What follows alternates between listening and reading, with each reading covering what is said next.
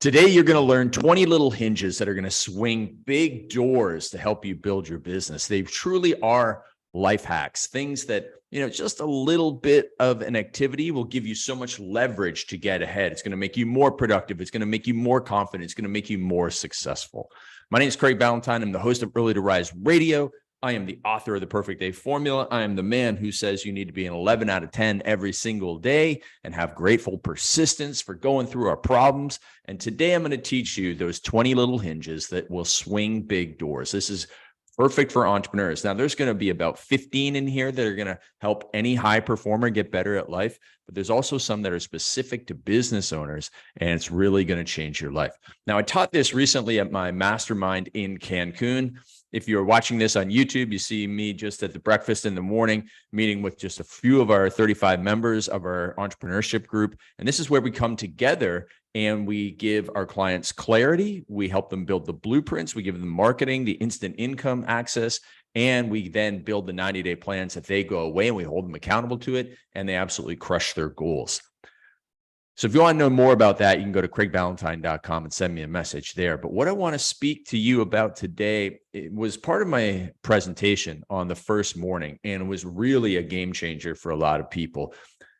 I'm going to be honest with you.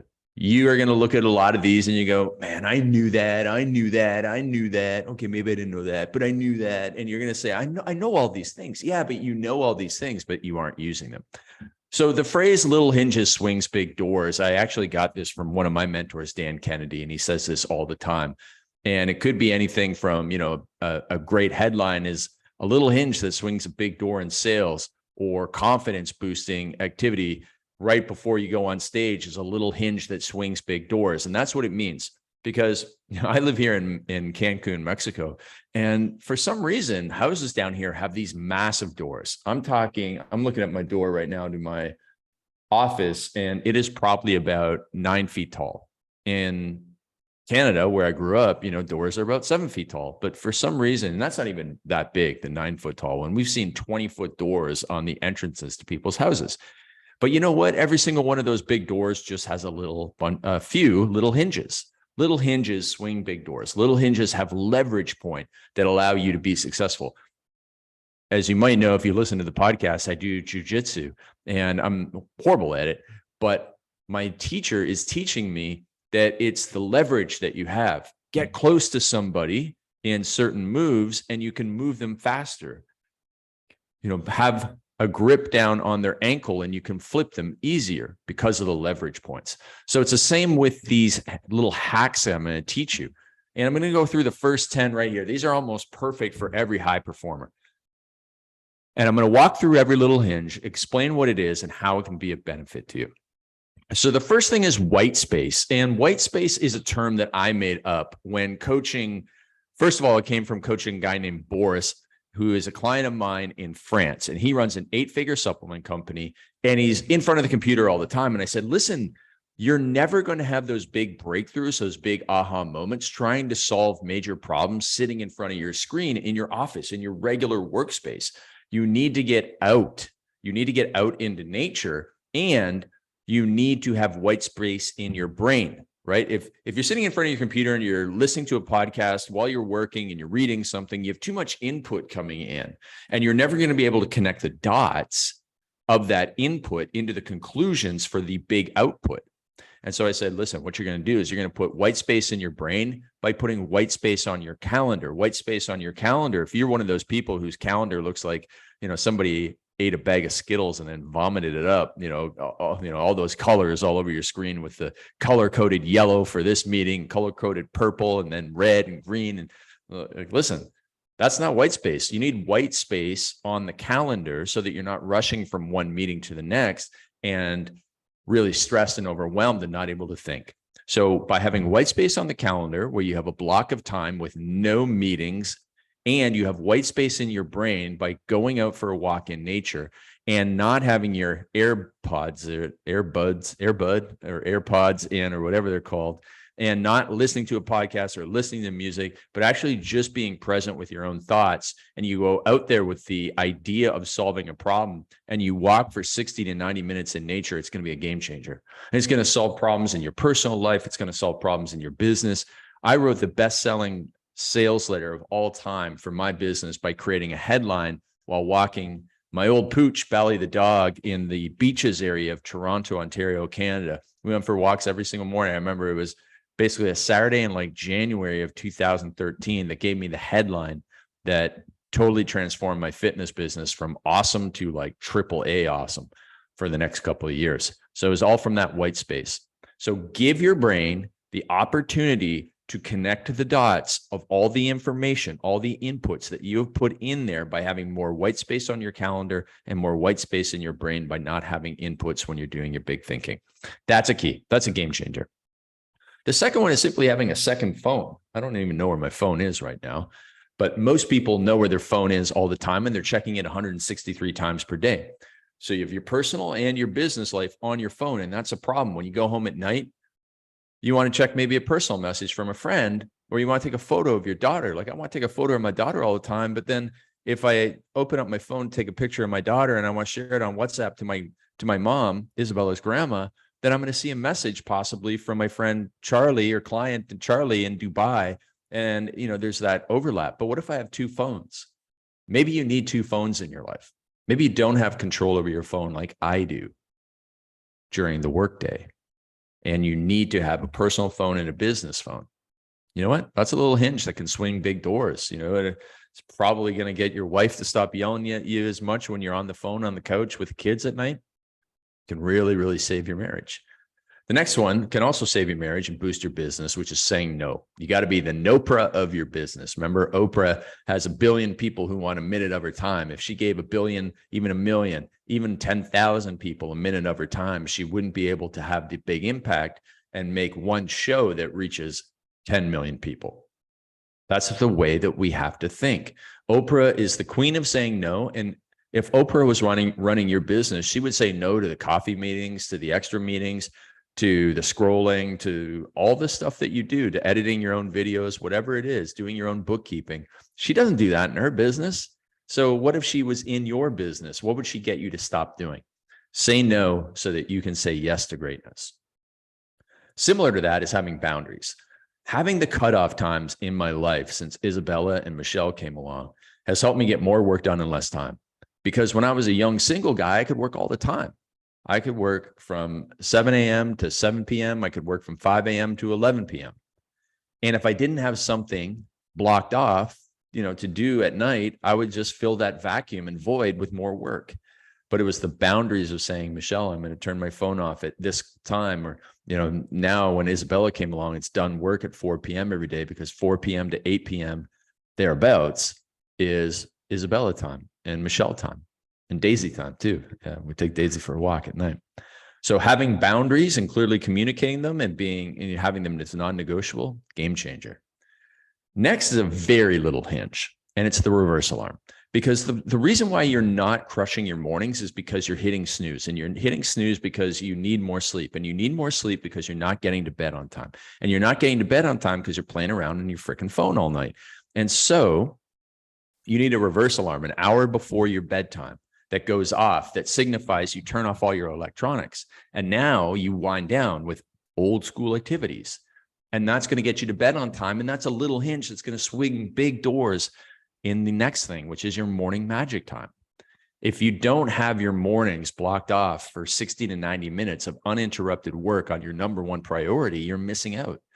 And the morning magic time should be as soon as you get up. But if you have to get up and take care of the kids, get them off to school, and then you come back, then you do not scroll Facebook or you answer your email. No, you go right to your morning magic time, taking your hardest task and putting it in the time of day when you have the greatest energy, intensity, creativity. Now, how do you know what you're going to do? Well, you have better planning and preparation. That's the next little hinge that swings big doors. I come from the fitness space, and in the fitness space, I helped 10,000 people transform their lives in my contests. Millions of people have watched my videos. And what I realized was I actually ran 33 before and after transformation contests, 12-week transformation contests where people lost 10, 20, 30, 40 pounds in 12 weeks. And the people that were successful in the contests who had never been successful before with weight loss, they simply did better planning and preparation than ever before. They started doing meal prep on Sundays. And if you do meal prep on Sundays, It's not 3 o'clock on Wednesday and you're running home to get your kid and take him to a sporting event and you stop at McDonald's or something and make a huge mistake. No, you better plan preparation because you have a meal prepared for you for that time. Now we're going to switch over to one that's for marketing for your business, but this can also work for your fitness. It's tracking and testing. I have workout logs that go back to 2003. A little Excel spreadsheet, and I kept all these workout logs, and it showed, my upper body day, lower body day. And by tracking and testing, I figured out what worked. I figured out what caused shoulder pain, and I eliminated what didn't work, and I increased more of what did work. Same with our business, email marketing. I have an email marketing spreadsheet that goes back to my first emails in 1999. Checked open rate, click-through rate, all of that stuff, the amount of sales generated. And I could look and see, and I knew what was a great headline by tracking and testing. And that's a game changer for your life. Next is having deadlines and urgency. If you don't have deadlines and urgency in projects for yourself, projects for other people, then, it's just going to go on forever. And the next thing you know, it's like renovations to your house or renovations to your website. It takes twice or three times as long and costs twice or three times as much. There's never been a renovation in the history of the entire universe that has finished on time. Has there? Pyramids probably weren't even built on time. Man, I think we can get this done in about, say like 7 weeks. It took them like 75 years or something. A little miscalculation. But it's because they didn't have any deadlines and urgency. That's not the reason the pyramids took so long to build. But in your case, your projects in your business, there's not the deadlines and urgency that you need. So one of the questions I'm going to share in the next section, the little who does what question for your business has that deadline and urgency, because deadlines make humans take action. Without a deadline, we don't. Here's perfect proof. When are the parking lots absolutely jammed at Christmas time? December 24th. Everybody knows that Christmas is December 25th. And yet a lot of people still leave their shopping till the 24th. But it's that deadline, because you can't buy a present on 26th, say, here you go. Like, people are going to be upset. It's that deadline, December 25th, that makes the lazy people finally take action. And then here's another business one, quarterly expense reduction review. But this is also helpful for the average person or the normal person, right? The high performer who wants to stop wasting money, who wants to get out of debt if they found themselves there. Every single 90 days, you go through your credit card statement, you look at your recurring expenses. Why am I paying $2.99 for this app? Why am I paying $39.99 a month for this, software funnel? Why am I paying $150 for this gym membership when I don't even go to it anymore? Beat down your personal expenses every 90 days. Beat down your P&L in your business every 90 days. Get rid of those expenses. Cut your office supplies. Do all that stuff. Cut back. Because in business, if you spend $100 on office supplies, it costs you $200 because you had to make $200 and you had to pay taxes on that $200, and then you spent the $100 on office supplies. So think how long it takes you. Like, when you have an expense, double it and say, man, how long is it going to take me to make that much money? Why don't I just cut the expense, save myself the time and energy? So what I want you to do is I want you to choose a couple of those high performer little hinges: white space, getting a second phone, saying no, having boundaries, reverse alarm, morning magic time, better planning and preparation, tracking and testing, deadlines and urgency, quarterly expense reduction review, and double or triple down on 3 of them. You've heard these. You've heard me talk about saying no and reverse alarm and morning magic time, the perfect week formula. And if you haven't, go and get my books at craigballantyne.com/free books, or go to perfectweekformula.com or amazon.com if you want hard copies. But pick 3 of those and apply them hardcore to your life. Now, over on the business side, these are some little hinges for leadership. And these apply if you're a coach, like the sporting coach, if you're a business coach, if you are a CEO of a Fortune 500, or if you're the leader of a church or a church community group, or Girl Guides or Boy Scouts or whatever it is. These are going to be little hinges for leadership. The first one is communication. You need better communication. You need to clearly communicate the vision and mission of your organization, and you need to do it repeatedly. Because if I went around to your business or your team and I said, what's the vision for this company? If I asked 5 people, I'd probably get 5 different answers, because you haven't clearly communicated what your company is for, why you do what you do. So make sure that you are clearly communicating. I could talk for hours and hours and hours on this. And I will tell you, whether it's done written or whether it's done verbal, you need to do it repeatedly. I send an email out every Wednesday. I have done so for the last 580 weeks, minus 1 or 2 weeks per year for Christmas, 580 weeks. I've been sending the email out since before 2011. And the email simply updates the team on our results, on where we're going, our success stories, and the communication is key for my team members to stay engaged and pumped up for what we're doing. Number 2 is have calendars. Okay. You need calendars of meetings. You need calendar for yourself. You need organization so that everybody knows what people are doing. Number 3 is you need a blocked day of meetings. So if you run a business or an organization and you have a meeting on Monday and then one on Tuesday afternoon and then 2 on Wednesday and then 1 on Thursday, like having that shotgun scattered approach to meetings, it's just death by 1,000 cuts. Because if you're doing a 1-hour meeting, it's really 2 hours of your time, much like, you have to make $200 in order to have $100 of office expense supplies. Because if you have a meeting at 12 o'clock, you stop doing what you're doing at about 20 to 12 and then start getting ready for the 12 o'clock thing. Plus your brain is thinking about it for a long time. What you need to do is have your meetings back to back to back. And then at the end of your meeting, in most cases, it takes you like 15 minutes to get back into the other thing. So stay in meeting mode. In our business, we do almost all of our meetings on Tuesdays. It's the right day. And, we start with our leadership meeting, our executive leadership meeting, and then we go through a couple of department meetings like marketing. And then we have our weekly alignment meeting with our entire team. And that way, everything is communicated on one day and it's back to back to back. So it's very efficient, very effective. Next is to send an agenda for meetings. Most people go to a meeting, they have no idea what's going to happen. Send an agenda and make sure people know what they're going to be required of. Then number 5 is have a clear desired outcome for the meeting. And this is based on number 6, which is only schedule meetings to make decisions, not have discussions. You can send a Loom video, you can send a PowerPoint, you can send a Zoom training video, you can send a written summary that gives information to be discussed. You can have that in advance, but only schedule a meeting to make decisions. If you're not making a decision in the meeting, you don't have to bring in everybody all at once and interrupt everybody's calendars. Finally, when you're finished the meeting, going back to the deadline and urgency from before, we want to know who does what by when. Who, at the end of this meeting, and we've sent our agenda, we're going to have a meeting about the event that we have coming up, and we're going to give everybody assignments. And at the end, it's going to be very clear that our desired outcome for this meeting is that everybody knows exactly what they're going to do for this event to be absolutely amazing. And then at the end, we say, Tammy, you're going to be in charge of the catering for the event, and you have to have all of this completed and the meal plan sent to me by Tuesday the 14th. Bob, you're going to be in charge of the manuals, and you need to have all of that done by Monday the 13th at 9 o'clock in the morning. And that box needs to be on my desk.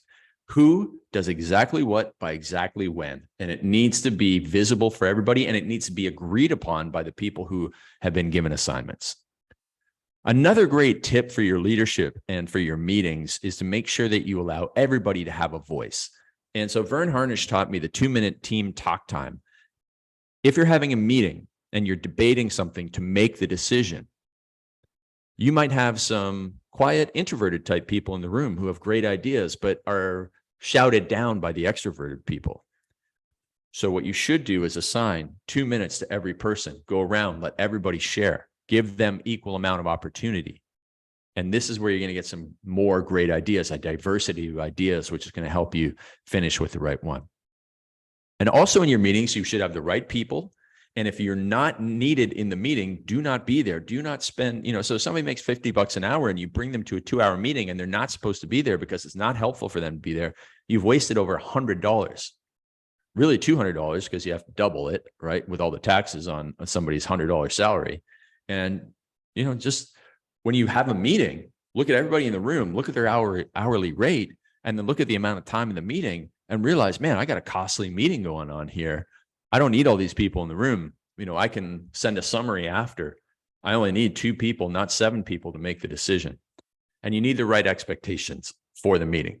Meaning that, I have a client, she runs a very large business, and she has her HR person and she had an operations person come to their quarterly planning meeting. And she was really disappointed with the inputs that the HR person didn't have any creative ideas and the operations person didn't have any creative ideas. And I was like, well, what did they know about the meeting? What were they hired to do? Were they hired to bring these creative ideas on marketing to this meeting? And she's like, no. And it's like, well, you have these expectations and they have different expectations.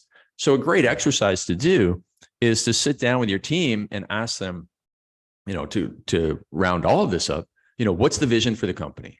Have them write that down. Then what are the priorities for their day-to-day work? And what are the expectations of their work? And just by having them write it down, you'll go, oh my gosh, this person thinks that the vision of the company is totally different. They think that we're just here to make money and we're not here to serve people. They think that their daily priorities are A, B, and C, but it's really 1, 2, and 3. They don't even have their priorities straight on a day-to-day basis. They think what they're supposed to do is not what I expect them to do. I need to communicate better. And that's the very important communication and conversation that you need to have. And then finally, the last thing you need to have that another little hinge that's going to improve your leadership dramatically is having an 11 out of 10 attitude. What that means is the 11 out of 10 attitude is the grateful persistence, that we are grateful for the opportunity to persist through any problems in our life. So even on a down day, our baseline level for attitude is an 11 out of 10. I'm not an 8 out of 10. I'm not a 5 out of 10. Woe is me. I'm not a 1 out of 10. The world is ending. I'm an 11 out of 10 every single day. And you bring that attitude and you bring great energy to all your meetings. And that's going to elevate everybody on your team, especially when you're communicating and who does what by when and all this sort of stuff. And you listen and you give everybody the talk time. These things. Communication, calendars, block day, send an agenda, clear desired outcome, decisions, not discussions, who does what by when, 2-minute team talk time, the right people, the right expectations, and 11 out of 10 attitude and energy. Pick a couple of those and double or triple down on them. And then after you've got them really working well, pick a couple more. And when you use these little hinges for your leadership and you use those little hinges for your high performance, your business growth is going to go through the roof. Your organization and your community is going to improve dramatically. And this is the game changer that you need.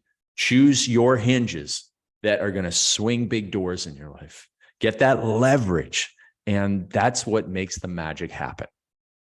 So I would love, if you're watching this on YouTube, to comment below and let me know which little hinge you're going to use to swing big doors in your life. If you're listening to this on my podcast, send me a message on Instagram at @RealCraigBallantyne and let me know, or email me at support@earlytorise.com. I would love to hear from you. I would love to hear from your feedback on this episode and also about future topics that you'd love to see me check out. And finally, again, one little hinge that is going to swing big doors, one little link that is going to change your life is CraigBallantyne.com/free books. Go and get those books. Start with the Perfect Week Formula. It's the #1 book, most comprehensive. Use that, change your life, and let me know how you did it. All right. We'll talk to you soon, everybody. This is Craig Ballantyne from Early to Rise Radio.